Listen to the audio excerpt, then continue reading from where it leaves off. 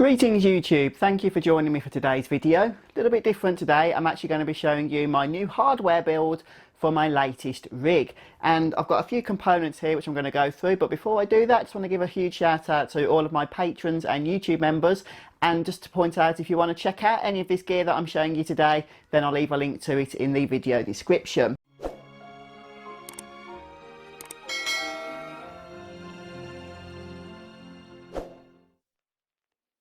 Now, this is kind of a mix between an upgrade and a new build. So the first thing I'm going to do is get all of the components out of the old case that I'm going to be bringing across to the new case. And that's going to include my two main mechanical hard drives, one for general storage and installing games onto, the other for storing all of my YouTube videos. I've got the power supply, which is still going well, so I'm going to bring that across. I've got my boot device, which is this 500GB NVMe drive. I've got my Elgato capture device, and of course the the big piece, the graphics card itself, which is my 1080 Ti. And so moving on to the new stuff, I've gone for the X570 Aorus Pro motherboard. This is from Gigabyte, and I chose this one mainly because I don't need the Wi-Fi that comes with the higher end boards, the internal Wi-Fi that you get with those boards, but I do need the double NVMe slot of the Pro. So if you don't care about having two NVMe drives, then you can just go for the Elite version of this motherboard for a little bit cheaper. Now, in terms of processor, I've gone for the Ryzen 3700X, which incidentally is generally being touted as the processor of the generation. Not only is it just so much cheaper than what Intel are offering, but it's also outperforming Intel in so many ways. And I've gone for 32GB of DDR3200 RAM. Now, that's dual channel RAM, by the way, so I'm going to be using two sticks. Now, going back to the processor for just a moment, it's actually my first AMD processor in about 10 years, and to be honest, I never thought I was going to move back to AMD because Intel just seems so far ahead of the curve in terms of the processors that they were offering recently. But no, AMD have caught up, and the Ryzen 3rd generation is not only cheaper, as I mentioned, than Intel's competitive products, but also, you know, it's outperforming Intel as well. And for me, as not only a gamer but also a content creator, this processor is pretty much where it's at for my budget. So yeah, I'm going to strongly recommend this one to you guys. I've been using it as of recording this video for about a week now, and I'm really impressed with it, and editing videos in particular is such a breeze. Before I upgraded on my 5820K, which is a few years old now, it was just so laggy and stuff when I'm trying to edit across the timeline and what have you, that has just gone now altogether. So it's actually become an enjoyable process editing videos because it's just not so much of a chore anymore. Also, while we're talking about editing, just a brief mention as to why it is I now have two NVMe drives. And not only is the processor a big part of preview editing, so when I'm moving around the timeline and stuff, you know, it shouldn't lag and stuff. As you can see, it's working perfectly. One of the other big things is the speed of the drive that your files are stored on that are being accessed in real time. And so, yes, I've got an NVMe drive for booting to Windows, as you can see here, but now I have a second NVMe drive thanks to this motherboard, which allows me to just dedicate a drive solely to all of my raw video files that I'm currently editing in various projects. Right, so I've got everything installed on the motherboard. Before I go through the effort of putting it into the case, I'm just going to do a power on test, make sure that all of these components are working correctly. And you can do that just by shorting the front panel connector on the motherboard. And yeah, looks like everything's turned on. There's not any error bleeps or anything of that nature. And we can see that the CPU and RAM has been detected, although the RAM's only reporting back as 2133 MHz, but I suspect that's a setting in the BIOS, which I'll get to a little bit later on. So this is 3200 MHz RAM, but all 32GB has been detected, and I've got it in the A2, B2 slots. As you can see, it doesn't make any difference whether it's A1, B1 or A2, B2, as long as you do use either of those dual channel configurations.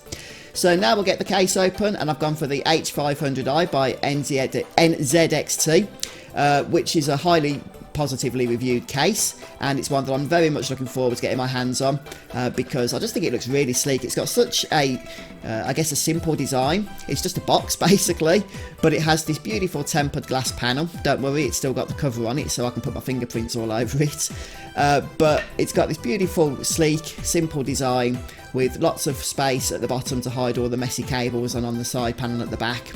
and of course it's got all the you know, the stuff inside that you're going to need in terms of being able to fit water cooling or your drives. The only thing that's a little bit annoying with this case is your mechanical drives go into a bay that has to be physically removed before you can install them, but that's pretty much the only negative that I've seen with this case, and as I say, it looks really awesome, so I'm really looking forward to working with this one.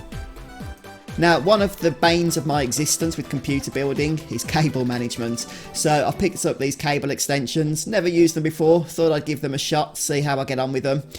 What these literally allow you to do is extend the cables from your PSU, and because, you know, cable connections from a PSU into various components on your motherboard and that from an ATX PSU are all standard, then these extensions will work with any particular brand of PSU. So all you have to do is connect these extension cables into your motherboard, into your graphics card, etc, etc, and then you can route these around the back ready for easy access to your PSU and for cable management. So we'll see how we get on with them. Like I say, not used them before, but I thought, hey, we'll try something new this time, have a bit of fun, and see how we get on. Incidentally, one of the things you may have noticed is that the memory I've brought is RGB memory, so this will actually be the first time I've taken RGB in any kind of way seriously in a computer build. So previously I've had bits and bobs, you know, with various fans and stuff that have lit up, but this time I'll actually be able to control it properly with software within Windows for all of the various components. So I'm looking forward to getting that tested out as well, and seeing how we get on with it. So I've got the graphics card in, got the Elgato hardware device, capture device in. Right now I'm just going to put the side panels back on, we'll get everything turned on and see if it all works, and if it does, there's a few other things I'm going to want to do in order to get this thing finished, including a bit of cable management at the back, and also something else which I'm going to talk to you about in a little while. But yeah, looks like everything's turned on. We've got that RGB lighting up. Obviously it's just set to the default settings right now, which is just various rainbow colours, but as you can see it's going to look pretty darn awesome when it's all done. If I just dim some of the lights here, and eventually I'm going to have the computer put on my desk as well, so it's not hidden out of the way, but I need to make space for it first. But I've really enjoyed putting this build together, to tell you the truth. I had a little bit of problems with the heatsink for the CPU. As a matter of fact, I'm not even sure I've got it on properly, so I'm going to have a look at that, and we'll see what's going on with it. But so far I'm very impressed and quite excited to get this thing through the paces. So going to have a bit of a tidy up, and I'll be back with you in a minute or so, from your point of view, not from mine. Okay then folks, so I'm going to go through a few things with you now that the build is complete, and then I'm going to finish with showing you the crowning achievement. But as you can see, there's been a few changes over the last couple of days since I was last with you. The big one, which you may have seen, is the fact that I've taken out that stock CPU cooler. Now, I'm going to be honest with you, the stock CPU cooler was something I had huge issues with. Like I said before, I've not dealt with AMD for about 10 years, and the retention brackets that came with that cooler were atrocious, they really were. And I don't even think I had it fitted right. I did everything I could, but it was still a little bit wobbly. So I tried turning it round, and you know, the thermal paste by all that point had just gone to pot. It was still wobbling all over the place. I did, I think, finally get it fixed into position. The temperatures came down a lot, from about 80 plus degrees idle to about 45 degrees idle, which I still wasn't really happy with, but I could see it was a lot better. But it was so noisy, that thing. It was like a jet engine. So yeah, I just thought, to heck with that. I took off that stock CPU cooler, the Wraith Prism cooler I believe it's called, and put on the Corsair AIO here, which you can see. This is the H150, I think. No, the H115i Platinum. Now, there's a downside to this, which I'll talk about right now, in fact, and that is this CPU cooler is an RGB cooler, and it's a 280mm one. Now, the thing is, this case, the H500i, is supposed to take a 280 cooler. It's advertised as doing so, which is why I brought this one.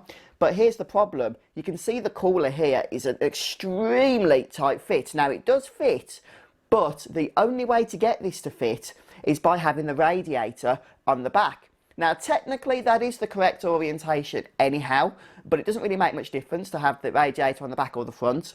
And I did really want these fans on the front, because they're RGB fans, but unfortunately it will not fit in that position at all. So now the fans are stuck on the front, which means they're hidden by the front of the case. That RGB effect, which I did pay a little bit more for, is now effectively gone to waste. However, you do still get the RGB effect on the pump itself, which is nice. And the other thing I wanted to speak about as well is the fact that the top fan, I'm currently using the 120mm fan that came with the case. The case is advertised as being able to adapt this 120 to a 140 fan up here.